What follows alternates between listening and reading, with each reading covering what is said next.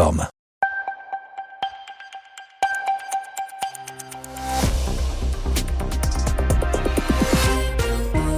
Il est 16h en temps universel, 18h ici à Paris. Vous écoutez RFI Radio France Internationale.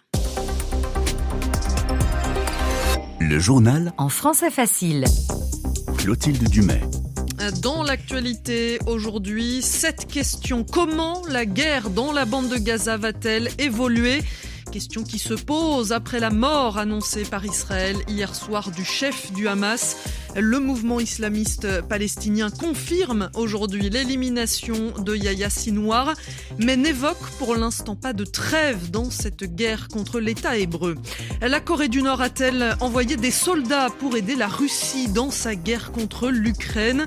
C'était une affirmation du président Volodymyr Zelensky et c'est désormais ce que confirme la Corée du Sud.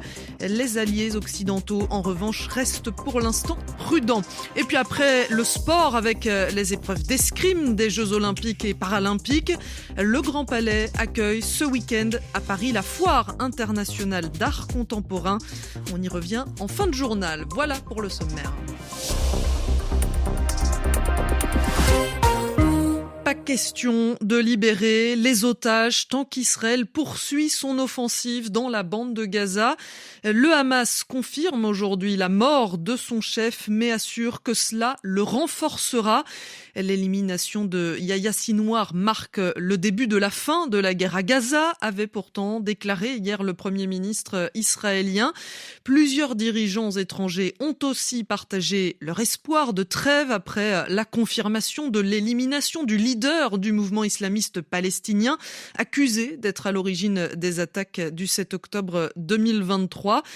Du côté des alliés du Hamas, en revanche, on rend hommage à Yahya Sinwar. Il reste une source d'inspiration, dit le ministre iranien des Affaires étrangères. Les rebelles houthis du Yémen présentent aussi leurs condoléances et assurent que Gaza et la cause palestinienne triompheront, quelle que soit l'ampleur des sacrifices. Le Hezbollah libanais réaffirme aussi son soutien au peuple palestinien. Et puis en Jordanie, plusieurs rassemblements ont été organisés pour rendre hommage à Yahya Sinwar. Salim El Falahat est membre du Front d'Action Islamique, premier parti d'opposition en Jordanie. Sinwar a tué des soldats sionistes alors qu'il était en vie. Sinwar a tué leur cœur, tué leur morale, tué la sécurité des colons. Et c'est lui qui les a défiés lorsqu'il était en prison et aussi sur le champ de bataille. Sinwar exprime la conscience arabe et islamique, résistante et sincère. Les gens comme Sinwar sont ceux que nous reconnaissons comme dirigeants parce qu'ils sont à l'avant-garde des combattants et ne se cachent pas derrière des traités et des accords comme Wadi Araba, Oslo, Madrid et d'autres. Ce sont ceux qui considèrent la protection de leur patrie comme l'un des premiers devoirs légaux avant la prière, le jeûne et le hajj. Alors félicitations à Sinwar et à ceux qui font comme lui.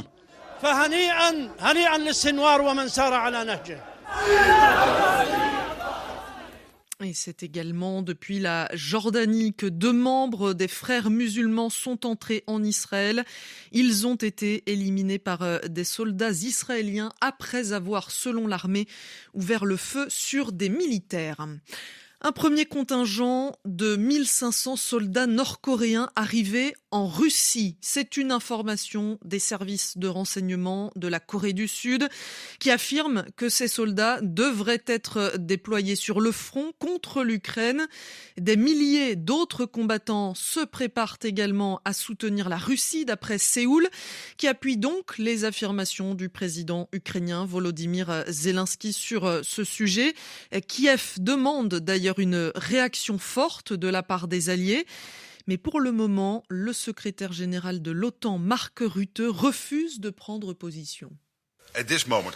À ce stade, notre position officielle est que nous ne pouvons pas confirmer les informations selon lesquelles des Nord-Coréens participent activement en tant que soldats à l'effort de guerre. Mais cela pourrait bien sûr changer. Quoi qu'il en soit, même si la Corée du Nord n'est pas physiquement présente sur le champ de bataille, elle contribue à alimenter la guerre d'agression de la Russie contre l'Ukraine par tous les moyens possibles, en collaboration avec d'autres pays comme l'Iran, la Chine qui joue un rôle ici évidemment, et bien sûr la Russie elle-même. Et de son côté, la France se dit inquiète face à l'accroissement du soutien militaire de la Corée du Nord à l'effort de guerre russe. La Chine, elle, appelle toutes les parties à désamorcer la situation et à favoriser un règlement politique. Le président américain, pour sa part, demande de ne pas relâcher le soutien à l'Ukraine. Joe Biden a évoqué le sujet cet après-midi à Berlin avec les dirigeants allemands, français et britanniques. Et puis pendant ce temps, Kiev annonce avoir rapatrié 501 corps de soldats tués lors des combats. Leurs dépouilles ont été rendues par Moscou. Plus de vigilance rouge, l'heure est désormais au nettoyage en France après les dégâts causés par d'importantes inondations dans le quart sud-est du pays. La ministre de la Transition écologique, Agnès Pannier-Runacher, s'est rendue dans plusieurs villes particulièrement sinistrées, notamment ce matin en Ardèche, à Annonay, au sud de Lyon. C'est l'équivalent des précipitations de toute une année sur Paris. C'est donc un épisode inédit par son ampleur et qui est sans doute une expression du dérèglement climatique. On le voit, ces épisodes, ils vont être appelés à se répéter et donc il faut que collectivement on ajuste notre niveau de jeu. Au niveau des forces d'intervention, il y a eu un travail absolument remarquable qui a été fait, qui a permis de ne déplorer aucun décès et de gérer en sécurité l'ensemble de nos compatriotes.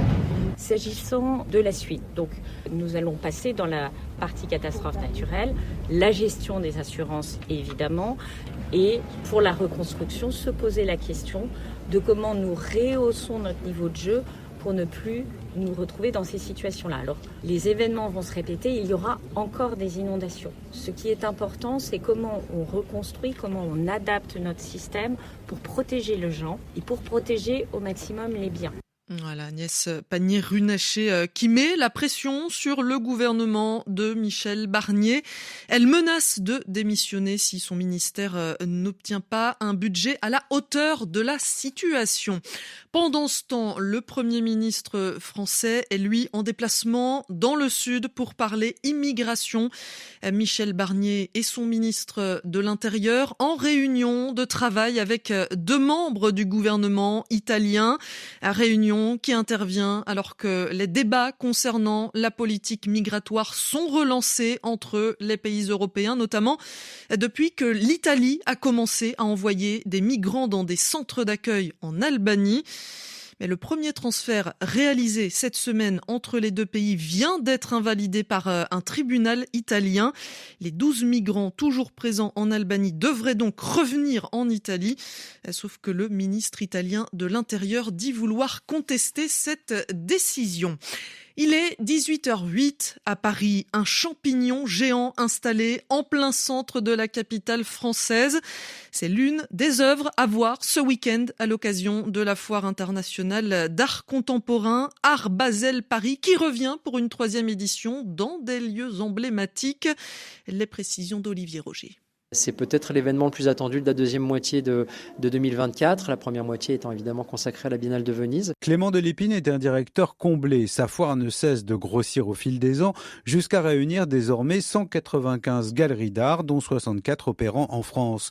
Et pour cette année, la foire investit le célébrissime Grand Palais rénové, celui-là même où se sont tenues des compétitions durant les Jeux Olympiques de Paris. C'est probablement un des plus beaux endroits du monde pour y tenir un salon d'art moderne et contemporain.